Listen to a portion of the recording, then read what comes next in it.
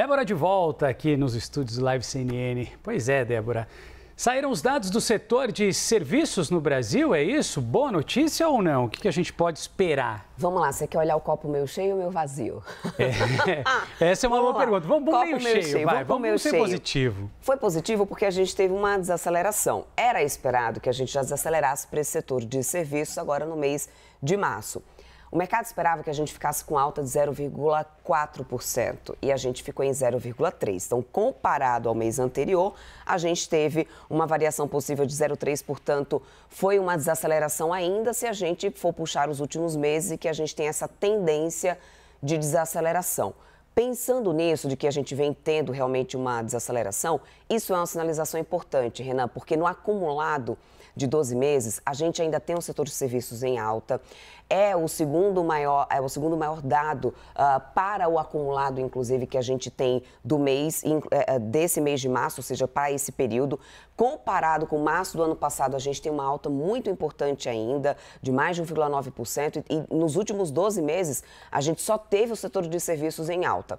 E isso tem causado muita preocupação para o Comitê de Política Monetária, para o Copom do Banco Central.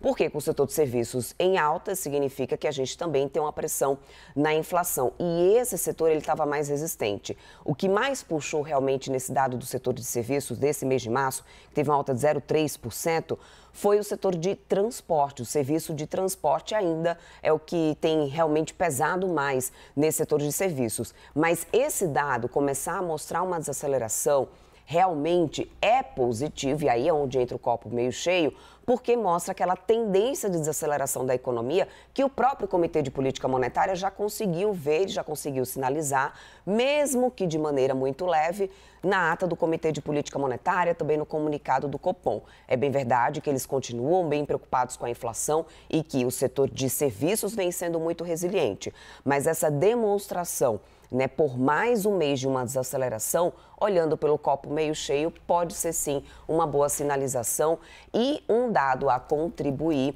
para essa trajetória da taxa básica de juros, que, de acordo com a última leitura da ata, dá a entender que a gente chegou ao pico dessa alta de juros. Se a gente começa a ter cada vez mais dados confirmando desaceleração da economia, automaticamente uma pressão menor em cima da inflação, aí a gente pode realmente ter concretizado a finalização de alta da taxa básica de juros e provavelmente, quem sabe, lá para o final do ano, uma retomada de projeção de redução da taxa básica de juros. Renan, que lembro, na semana passada chegou a 14,75% e que para a próxima reunião não há uma sinalização.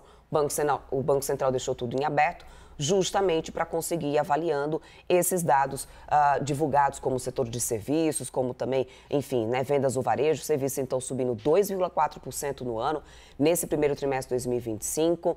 Tem uma desaceleração, no mês tem uma desaceleração positiva, mas no trimestre também tem uma sinalização de desaceleração e isso é importante a gente acompanhar de perto por causa da taxa básica de juros. Débora, você falou do copo meio cheio. Nem vou te perguntar, tá? Do copo meio vazio, né? Vamos seguir com esse olhar. O copo meio vazio seria justamente isso. Ainda um serviço muito em alta nos últimos 12 meses, né? Ou seja, são 12 meses com esse serviço em alta.